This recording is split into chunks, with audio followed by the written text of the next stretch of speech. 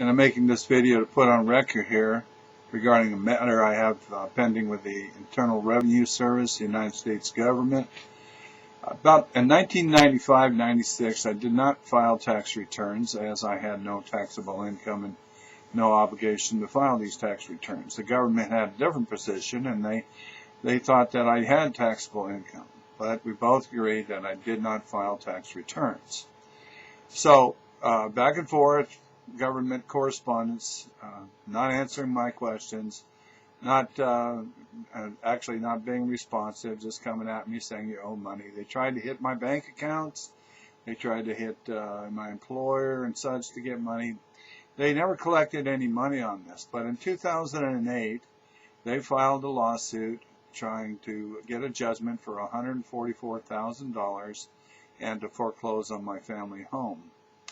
Through the process, there's something called discovery, and part of discovery is seeking answers to interrogatories. So I posed some interrogatories, and among them I asked for copies of assessments, and they were never produced, and of course the government didn't have to produce them. They used some other form to say that, yeah, they were done, but in fact don't actually produce the assessments.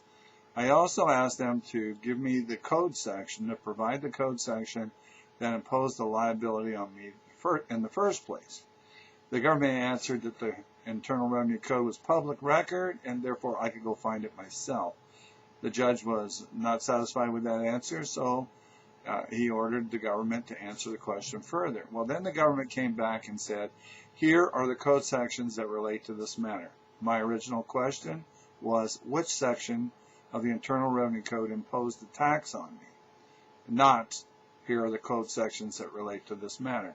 Anyway, through a process of summary judgment, and summary judgment is supposed to be used in legal proceedings when both sides agree on the facts. There are no material issues in dispute. And you know, it's kind of like if you got in a car accident and you said, yeah, I hit the guy from behind, and the other guy says, yeah, he hit me from behind. Those are agreed upon facts, and then the law is applied, and you know, no trial is needed. Well, in my case, I certainly did not agree on the facts. That the judge does is he rules that Benoit only had a technical disagreement on the definitions, but he agrees on the facts. I certainly didn't agree on the facts whatsoever.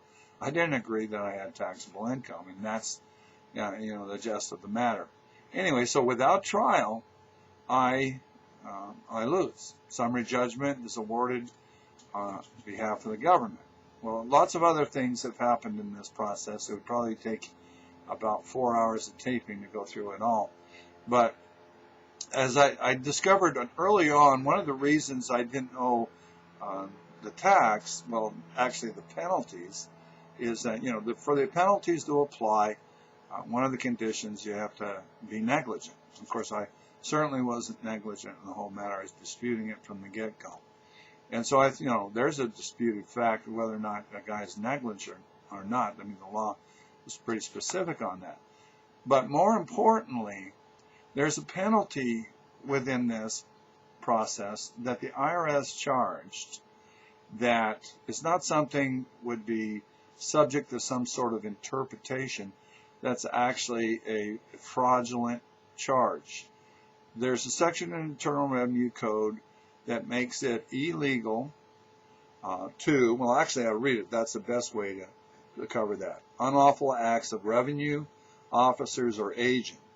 Any officer or employee of the United States acting in connection with any revenue law of the United States who is guilty of any extortion or willful oppression under color of law, or who knowingly demands other or greater sums than are allowed by law, shall be dismissed from office or discharged from employment, and upon conviction thereof shall be fined not more than $10,000 or imprisoned not more than 5 years.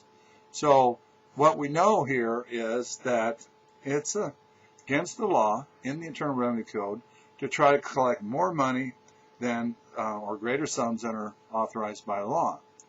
Well, through this process and early on, the forms indicate that the government was charging penalties